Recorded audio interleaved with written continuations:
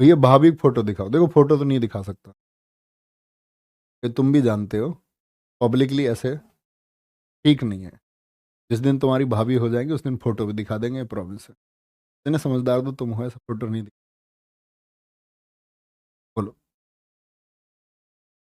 और चलो उनके घर कोई बता दे जा करके, दे देख लो तुम्हारे क्लास में फोटो चल रहा है। उनके घर बता दे कोई। चलो, अब आप लोग क्वेश्चन पूछ सकते हैं, जो भी कोई क्वेश्चन है। देखो मेरी स्टोरी सुनो, मेरी स्टोरी कितनी सी।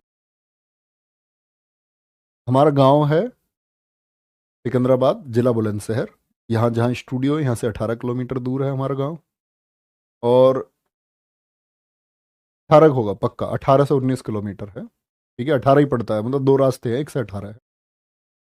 हमारे पिताजी किसान हैं, मम्मी हाउसवाइफ है, और 5 भाई बहन हैं हम। 5 भाई बहन में सबसे बड़ी हमारी दीदी हैं, फिर हमारे भाई हैं बड़े, फिर मैं हूँ, और फिर मुझसे छोटी 2 बहनें हैं। बड़ी बहन जी हमारी टीचर हैं, गवर्नमेंट टीचर। और मुझसे बड़े भाई जो मेरे हैं वो दिल्ली पुलिस में हैं।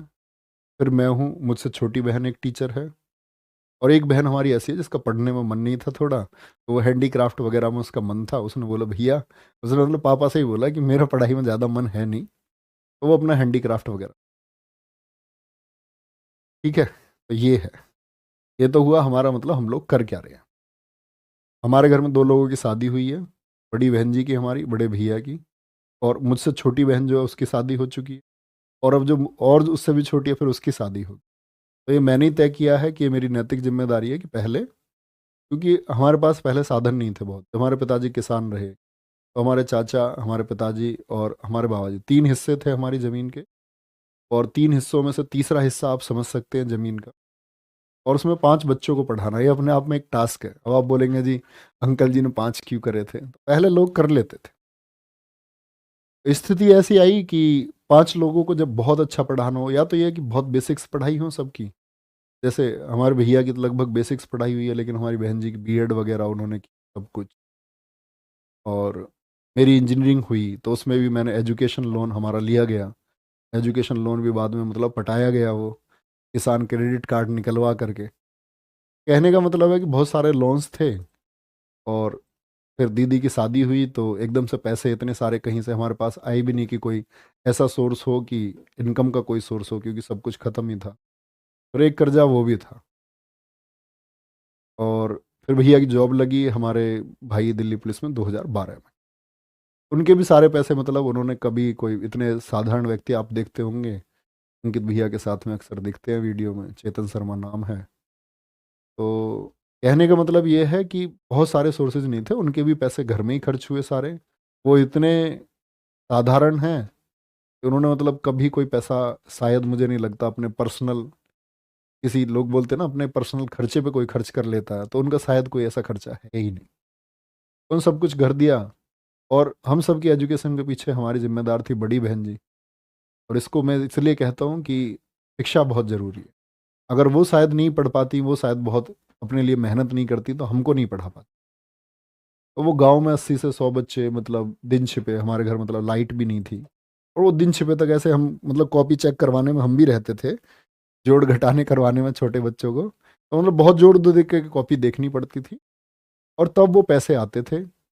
और शायद जितना मुझे याद है अपनी याद में, कि हमने जो नए कपड़े पहनने शुरू किए, जैसे एक बेसिक मेमोरी होती है ना, कि जैसे मुझे बचपन तक की अपनी सारी चीज़ें याद हैं वैसे। लेकिन एक बार ये होता कि कभी बुआ कपड़े ले आई, कभी कोई ले आया। पहली बार खरीद के अपनी चॉइस से हमारी बहन जी ने हमें कपड़े दिलाए। वे कुछ खरीदना है तो वो इतना हमारे लिए करती थी, अपने लिए उन्होंने कुछ नहीं किया। और आज भी मतलब उनकी शादी हमारे घर से कुल 7 किलोमीटर दूर ही हुई है। और भाई साहब हमारे, मतलब हमारे यहाँ भाई साहब बोलते हैं जीजा जी को, बड़े अच्छे आदमी हैं, बहुत सज्जन है, हमारे बड़े भाई की तरह हैं। और बहुत ज़बरदस्त आदमी, इम्प्रेसिव। दूसरी बहन के हमारी हस्बैंड है, वो भी बहुत अच्छे हैं। वो इंडियन आर्मी में है, आपका पोस्टेड चल रहे हैं वो वहाँ कश्मीर। तो ये तो घरेलू एक स्ट्रक्चर हुआ। तो इसमें हम पले बढ़े। पले बढ़े तो दबाव होता है एक, कि भाई तुम्हारे ऊपर घर की जिम्मेदारी है, कर्ज जैसे हालात है। और 2 भाइयों में से एक भाई जब सफल हो जाए तो उम्मीद की जाती है कि दूसरा भी हो जाए, जिसकी एजुकेशन एक अच्छी हो। जिसने इंजीनियरिंग कम से कम कर रखी हो तो वो सफल हो। तो हमारा क्या हुआ कि जब जैसी ट्वेल्थ के बाद एक शौक था, बहुत घर बोला मैंने कि मैं इसमें कॉमन ग्रेजुएशन करूंगा। कुछ पैसे का कारण भी था कि भाई पैसे हमारे पास इतने हैं नहीं कि हम इंजीनियरिंग करें एजुकेशन लोन पर। डर लगता था इन चीज़ों से, और अपनी अगर बात करूं बहुत ज़्यादा समझ भी नहीं थी। लेकिन मैं अपनी उम्र में जो मैंने देखा, मैं अपनी उम्र से ज़्यादा समझदार ही हमेशा रहा। कभी कोई ऐसा फॉल्ट नहीं था, कभी हमने कभी कोई गलती नहीं की। एक गलती जिसको मैं आपके सामने पहले ही पेश कर चुका हूँ, वो गलती भी नहीं थी। वो तो बस एक छोटे बचपन 8वीं क्लास में ऐसे ही हमने कोई चिट्ठी दे दी। उसको तुम इग्नोर कर सकते हो, मतलब अगर गलती मानना है तो गलती मान सकते हो। फिर ऐसा हुआ, ये जिम्मेदारी आ गई, तो अपना ख्वाब था कि भाई यूपीएससी देंगे। और बड़ा मुझे रिसर्च का बड़ा शौक था। मैं 6ठी क्लास से 12वीं तक स्कूलिंग, मेरी 12वीं क्लास तक मैं अग्रसेन इंटर कॉलेज में पढ़ा हूँ। और अग्रसेन इंटर कॉलेज मतलब हम साइकिल से आते थे। 6ठी क्लास तक मुझ पर साइकिल चलानी आई नहीं, 7वीं से मैंने सीखी, तो भैया मुझे लेके गए, एक ही स्कूल में हम थे। फिर 6 साल में स्कूल साइकिल से। पढ़ने का जुनून इतना था कि हमारे प्रिंसिपल थे समय सिंह, मतलब आप कह सकते हैं, मतलब एक डिप्टी प्रिंसिपल थे वो। तो प्रिंसिपल तो हमारे वीरखेड़ा गांव के थे, और बाद में हमारा प्रिंसिपल बने आपका, उनका क्या नाम था, बीगेपुर के प्रिंसिपल थे सतपाल सिंह अधाना जी। तो स्कूल जाते रहे, पढ़ाई का इतना शौक था, कार्बनिक रसायन 11वीं क्लास में ठंड के टाइम पर, और मैं कोहरे में अपने साइकिल के स्टीयरिंग पर कार्बनिक रसायन पढ़ते हुए जा रहा था। तो हमारे मास्टर जी साइड में आ गए, समय सिंह जी। उन्होंने प्रेयर ग्राउंड पर मुझे सबके सामने बुलाया, बोले कि ये लड़का किस दिन सड़क पर मर जाएगा। मैंने इसको 3-4 दिन देखा है साइकिल पढ़ते हुए जाता। और फिर मतलब इतना जीएस वीएस का इतना पढ़ने का शौक था, 6ठी से 12वीं तक जितने भी कंपटीशन हुए, चाहे वो भारत को जानो हो, चाहे रोटेट क्लब हो, छोटे छोटे जीएस के कंपटीशन। और भारत को जानो के बारे में अगर आप में से बच्चे जानते होंगे, तो स्कूल लेवल से बच्चे सेलेक्ट होकर के फिर सीबीएसई बोर्ड, यूपी बोर्ड, वो कंबाइंड था। फिर जिले से बच्चे चुने जाते थे, जिले के बाद में फिर मंडल पर, और मंडल के बाद में फिर राजस्थान सेंट्रल एग्जाम होता। तो मैं क्वालिफाइड हूँ, ठीक है, उसमें प्रथम स्थान में रहा। और बहुत वो माइक पे होती थी, ऐसे लिखित परीक्षा नहीं होती थी, माइक पे आपको क्विज में आंसर देना होता था सामने लाइव तुरंत। ऐसे ही चलते रहे, मतलब जीएस का बड़ा अच्छा था। तो बड़ा रिसर्च का शौक था। साइकिल पे गए तो रेल पे अगर देखा Tier 2 क्यों लिखा हुआ है, हर चीज़ का बड़ा शौक था। कॉलेज में 4 साल में हमने पढ़ा सिर्फ और सिर्फ लाइब्रेरी में कंप्यूटर पे गूगल पे जाके चीज़ें ढूंढना, ये क्यों होता है। दिमाग में दुनिया में कहीं खंबे पे कुछ लिखा दिखा, दीवार पे कुछ लिखा दिखा, हर चीज़ के बारे में रिसर्च की, ऐसा क्यों नहीं होता है। बड़ा मतलब एक व्यक्ति होता है ना जिज्ञासु, तो मुझे लगता है मैं हद से ज़्यादा जिज्ञासु हूँ किसी चीज़। कितनी भी टिपिकल चीज़ होगी मेरे सामने आएगी तो पहले मैं उसको जानूंगा। मेरे पास डायरी रहती है, मैं नोट कर लेता हूँ, मुझे इस चीज़ के बारे में जानना है। ऐसे ही अपने बढ़ते रहे, तैयारी चलती रही। तो ये था चलो इंजीनियरिंग हो जाएगी, पिताजी कह रहे हैं तो कोई दिक्कत नहीं है, कल यूपीएससी निकालेंगे। और फर्स्ट ईयर में शायद इसी चक्कर मेरी बैक भी थी। अगले सेमेस्टर में मेरी एक में, क्योंकि इंजीनियरिंग पर जब हमने ध्यान नहीं दिया तो एक में बैक आई, अगले सेमेस्टर में वो क्लियर भी हुई। ये सारी चीज़ें चलती रही। और ये बड़ा भावुक है, इसे तुम फील करना, ये तुम्हारी ज़िंदगी का परिवर्तन कर सकता है। और ये मैंने अब से पहले सिर्फ एक बैच में बताया है, खाकी बैच में। और खाकी बैच के बाद में आज तुम्हें बता रहा हूँ, शायद कुछ चीज़ें डिफ्रेंशिएट कर सकती हैं, कुछ चीज़ें वहाँ ना बताई हो। तो हुआ ऐसा, इंजीनियरिंग भी हो गई आपका, और साल था 2015। इंजीनियरिंग के बाद में भाई यही था, अपना तैयारी के लिए बोला गया कि भाई जॉब करनी है या प्रिपरेशन करनी है। तो हमारे भैया नौकरी कर रहे थे, बहन जी हमारी तब तक शिक्षा मित्र थी, टीचर हुई नहीं थी। शादी तक वो शिक्षा मित्र ही रही, अपनी शादी के बाद वो टीचर हुई। और थोड़ा सा वेतन मिलता है शिक्षा मित्र को, वो उन्होंने सब घर पे ही खर्च किया। तो तैयारी का मन बन गया कि भाई ठीक है तैयारी करेंगे। कभी आओगे तुम में से कोई हमारे घर, तो मेरी शायद 12वीं के टाइम की डायरी रखी हुई है। तो मैं अपना नाम पता कैसे लिखता था, मैं अपना नाम ऐसे लिखता था डायरी पे, ऐसे थोड़ी सी हनक नहीं आती है, कलेक्टर लिखते हैं, मैं अपना नाम लिखता था आईपीएस नवीन शर्मा, हर जगह। तो ख्वाब था एक पाला हुआ। इतनी अखबारों की कटिंग मैंने की, अगर आप देखोगे उस समय के चुनावी मुद्दों से लेकर के, ऐसा नहीं था मुझे जीएस पढ़नी थी, मुझे पॉलिटिक्स में बड़ी रुचि थी। मैंने चुनावी मुद्दों से लेकर के हर चीज़ की फाइलों की कटिंग, मेरे पास हर चीज़ की कटिंग होती थी। चुनाव में कौन कहाँ हुआ, सदुआ भैया क्या कर रहे हैं, चित्रकूट वाले कौन सा गैंगस्टर कहाँ क्या कर रहा है, कौन कौन से गैंग है।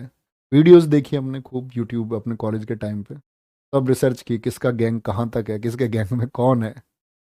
और अपना पढ़ाई करते थे बहुत बढ़िया। इंजीनियरिंग में अपने पास किताबें जीएस की रहीं, पढ़ते रहे पढ़ते रहे, गाइडेंस लोगों से रहते रहे। दिल्ली चले गए फाइनली 2015 में, फिर तैयारी करेंगे। और मैं, हमारे चाचा जी हमारे परिवार में लोकेश, हमारे गांव से ही अरुण भाटी दोस्त है मेरे, हम 3-4 लोग गए तैयारी करने। एक हमारे गांव के भांजे थे तो वो गए। अब होता क्या है कि हम लोग गए वहां पर आपका अगस्त में, लगभग जुलाई के एंड अगस्त के शुरुआत में। तो हम रह रहे थे, अपना पढ़ाई हमने शुरू कर दी। कोचिंग सेंटर कोई ज्वाइन किया नहीं कि पहले किताबें पढ़ेंगे और उसके बाद में देखेंगे। और जिन कोचिंग सेंटर्स में हकीकत यह है कि शायद मैं तुम्हें पहली बार बता रहा हूँ कि दरअसल में घर में अगर ये कह के जाता कि मैं यूपीएससी की तैयारी करने जा रहे हैं, कुछ और पढ़ेंगे, हम नोवेल पढ़ेंगे, वहाँ पर हम उपन्यास पढ़ेंगे, तो उसके लिए कोई तैयार भी नहीं होता। तो जहाँ हमने एडमिशन लिया हमने क्लास नहीं की। हम गए, हमने किताबें ढूंढी बाजार में, और किताबें कभी एक पेज चलते चलते पढ़ लिया किसी का, और अपने बैग में किताब रखी एक, नोवेल बहुत पढ़े, कहानियां बहुत पढ़ी, बहुत सारी पुस्तकें पढ़ी। दिन आया अगस्त के बाद में नवंबर का। नवंबर आया तो मतलब उस टाइम ये था कि भाई सीपीओ देना है तुमको। और सीपीओ मेरा 2016 क्वालिफाइड भी हुआ, 2015 एनटीपीसी मेरा क्वालिफाइड भी हुआ। और ऐसे बिगड़ तैयारी के दिए, कुछ ज़्यादा तैयारी से नहीं दिए, क्योंकि मैथ वैथ ठीक था अपने, रीजनिंग में कुछ करना होता ही नहीं है एसएससी की में। वो बस कॉमन सी की 10-15 दिन में सीख साख के बढ़िया प्रैक्टिस करके। और उस समय मतलब बड़ी आसान सी रीजनिंग आती थी, जीएस का भी एक अच्छा लेवल होता था, हालांकि एसएससी का हमें। बात आती है नवंबर 2015 की, हमारे पिताजी का एक्सीडेंट हो गया। और उनका एक्सीडेंट हुआ तो ये मतलब एक टर्न था जिंदगी का। एक्सीडेंट होने के बाद में गांव में आना पड़ा। हमारे पिताजी के 17 फ्रैक्चर थे, हॉस्पिटल में रहे, मैं हॉस्पिटल में ही रहा लगातार। और वो गेहूं बोने का समय था। पिताजी हमारे किसान है, सारी जिम्मेदारी उनकी थी। चाचा के हिस्से के खेत भी वो करते थे। और आज हमारे पिताजी की उम्र लगभग अगर बात करें तो 68-69 साल है। और अगर मैं बहन भाई बताऊं तो हमारे 2 बहन भाई और थे। एक बहन हमारी हमारे घेर में ही ट्यूबवेल है, उसमें पानी में डूब करके वो मर गई थी, एक्सपायर हो गई। हम सबसे बड़ी थी, फोटो है उनका हमारे घर पे आज भी। कहते हैं कि वो होती सबसे सुंदर होती। एक भाई था हमारा जुड़वा, ठीक है, वो एक्सपायर हो गया। तो बहुत सारी चीज़ें हुई। और फाइनली ये हुआ कि हम आकर के वो खेत हमको बोने पड़े, क्योंकि पिताजी को वो मतलब लंबा रेस्ट बता दिया, यहाँ से हॉस्पिटलाइज करके फिर दूसरे हॉस्पिटल में रहना है, इतने दिन रहना है, 2 महीने का रेस्ट है उनका। मैंने कहा हम करेंगे। जब मैं गांव में पहुंचा तो मैंने गांव में पहली बार ये सोचा कि मैं पढ़ाना शुरू करूं। 2015 की बात में आप, तो मैंने बच्चों को 10th 12th के जो बच्चे ट्यूशन पढ़ते थे, मैथ और साइंस का ही ट्यूशन सब पढ़ते हैं, इंग्लिश में पढ़ाता था, मैथ साइंस पढ़ाता था। गांव में मतलब मल्टीवर्स टीचर चल जाता है, एक सब्जेक्ट पढ़ा सकता है। तो उसमें क्या हुआ कि हमारे गांव से बच्चे अलीगढ़ पढ़ने जाते थे, और अलीगढ़ में नकल बहुत होती है, यूपी में प्रसिद्ध है। हमारे गांव से लगभग हर साल 50-60-70 लड़के अलीगढ़ से 10वीं और 12वीं पास होते थे। तो पहली बार मैंने लोगों में ये प्रचारित किया कि आपको अलीगढ़ जाने की जरूरत नहीं है, मैं आपको पढ़ाऊंगा, है ना। और आप यहीं कहीं से लोकल स्कूल से फॉर्म भरो, कहीं अलीगढ़ जो 10-12-15 हज़ार रुपए आप देते हो देने की जरूरत नहीं है। फीस मैं 300 रुपये लेता था पर हेड एक बच्चे से। तो कहने की बात है, बच्चे मेरे पास पढ़ने लगे, उनको दिखा कि ये लड़का मेहनत करता है। सबने भेजा गांव में, क्योंकि हमारी बहन जी पहले पढ़ाती थी, तो आप समझ सकते हो पृष्ठभूमि थी, पृष्ठभूमि थी कि ये लोग पढ़ाते हैं। अब उस पढ़ाने में क्या हुआ प्यारे बच्चे, कि कुछ ऐसी इमेज बन गई कि आप लोग जानते हैं कि अध्यापन एक सम्मान की चीज़ है और आपका सम्मान बढ़ता है, नो डाउट। यही हमारे साथ हुआ और यही चीज़ हमारे लिए नेगेटिव भी हुई। गांव में एक पक्ष, मतलब अब वो चीज़ें पुरानी हो चुकी हैं, सॉल्व आउट हो चुकी हैं वो चीज़ें, पर मतलब एक बस ये सच्चाई के नाते है, किसी वैमनस्यता के नाते नहीं है। तो उन उन लोगों को ये चीज़ें खरी नहीं उतरी, तो उन लोगों ने बहुत सारी साजिशें की, प्लानिंग की, तो ऐसा नहीं होना चाहिए। और उसी प्लानिंग में क्या हुआ, वो ईर्ष्या बढ़ते बढ़ते इतनी बढ़ गई कि उसमें लोगों की बदतमीजी हमारे खिलाफ। और वो बदतमीजी ऐसे हुई कि मतलब घर के सामने किसी ने गाली दे दी, किसी ने कमेंट कर दिया किसी के ऊपर, हमारे पिताजी से कुछ। पिताजी हमारे बड़े दिलदार आदमी हैं, लेकिन उनको लगता था यार बालक है हमारे, अभी स्ट्रगल फेस चल रहा है सबका, सब कुछ। मुझे इतना टॉर्चर किया गया 6 महीने तक लगातार कि मैं किधर से निकल के भी जा रहा हूँ तो मेरे ऊपर मतलब ऐसे टिप्पणी की जा रही है। और उस टिप्पणी की मतलब सीमाएं होती हैं, वो सीमाएं पार होते, वो टिप्पणी मतलब बहुत ज़्यादा हो गई। और आप लोग समझ सकते हैं इस बात को, क्या बताऊँ। मतलब उस चीज़ से चीज़ें ख़त्म हो गई। एक दिन ये हुआ कि हमने ये तय किया कि हम अपनी ये पढ़ाई वढ़ाई जो कुछ अपने सपने हैं सब कुछ छोड़ देंगे। हम पहले इस बदलाव के लिए लड़ेंगे कि आखिर ऐसा होता ही क्यों, क्यों किसी बढ़ते व्यक्ति को रोका जाता है, क्यों ईर्ष्या पैदा होती है। तो हम उस ईर्ष्या से टकराने के लिए खड़े हो गए, या तो हम खत्म होंगे या ईर्ष्या खत्म। उसमें बहुत कुछ हुआ, बहुत सारे फर्जी मुकदमे लिखे गए, बहुत सारे सही मुकदमे लिखे गए। और मतलब चीज़ें ऐसी ही चलती रही। फिर हम पिस्टल लगा के इधर से उधर, फरारी जैसे हालात रहे। मतलब वो एक मतलब हद से ज़्यादा टॉर्चर किसी को कर देना, वो टॉर्चर जैसे हालात मेरे हो गए। और कई बार मन करता है यार जीवन में कुछ है नहीं, एक एक दिन तक सोना नहीं। फिर ये चीज़ें सॉल्व आउट हुई आपका 2018 में आकर के। हमारे भैया हमेशा से ये सोचते रहे भाई कुछ करना है, सीधे थे, बोले लोगों का काम है तुम ये करो, अपनी तरक्की पर ध्यान दो। तो इन सब चीज़ों को सॉल्व होने में 3 से 4 5 साल का जो गोल्डन पीरियड था अपनी पढ़ाई का, वो ख़त्म हो गया। जो सिलेक्शन था अपना टीपीओ एनटीपीसी, वो किसी काम नहीं आए क्योंकि मुकदमे लग चुके थे, कोई अर्थ उनका नहीं रहा। और फिर अगर हम बात करें प्यारे बच्चे, 2018 में हम गए तो मैं एकांत रहा हूँ 1 साल, एक कमरे में बंद होकर के, एक मानसिक दबाव जैसे हालात में। और मैं हद से ज़्यादा पढ़ा। आप बोलते ना 6 घंटे 4 घंटे। मेरे दोस्त है मेरे साथ मंजीत भाटी, मेरे सबसे करीब मित्रों में से एक। मैं 7 दिन लगातार भी जागा, 7 दिन लगातार। इसको कोई विश्वास नहीं करता, एक वो व्यक्ति है मेरे साथ जो है। तो कहने का मतलब ये है, ज़िंदगी में बहुत सारी चीज़ें आती है और हमने देखा इस चीज़ में नुकसान भी होता है, लेकिन परिवर्तन के लिए बहुत सारी चीज़ें करनी पड़ती हैं। जब आपका अंत होने वाला हो तब आपको अपने रिवाइवल के लिए, जीवन के लिए सब कुछ करना पड़ता है। और मेरा मानना ये है, इन सारी चीज़ों का निष्कर्ष मैं आप लोगों के आसपास क्या पहुंचाऊं कि आप मेरे छोटे भाई बहन हैं, तो निष्कर्ष ये है कि आप मतलब ऐसी चीज़ों से बचना, बहुत दूर रहना। जब आप सफलता की तरफ बढ़ रहे हो ना, तो आप लोगों के सामने हाथ जोड़ के रखना, नहीं तो आपको पूरी ज़िंदगी मलाल रहेगा कि आप ये कर पाते।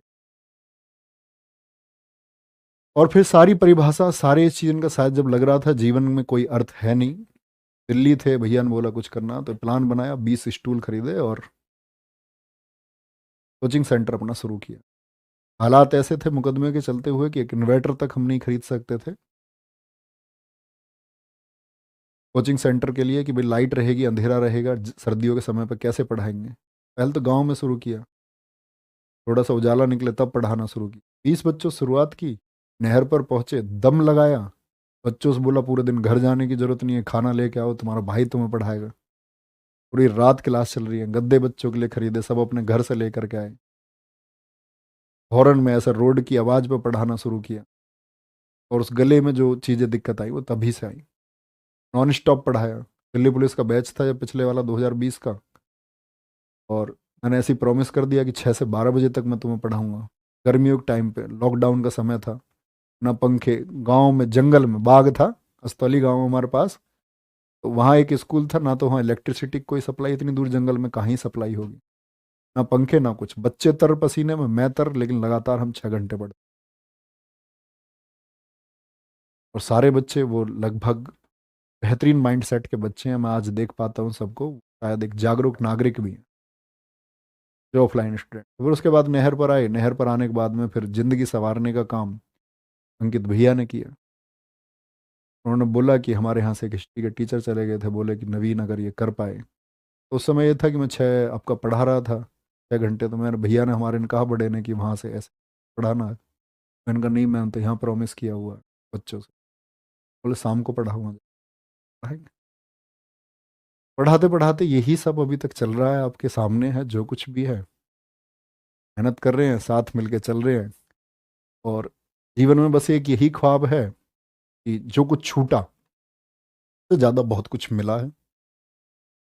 तो हम लोग ये मानते हैं कि अगर हम गुंजाइश रखते हैं हमेशा सुधार की तो हम आगे पहुंचते हैं। जीवन में आप क्या सीखते हो वो महत्व रखता है हमेशा।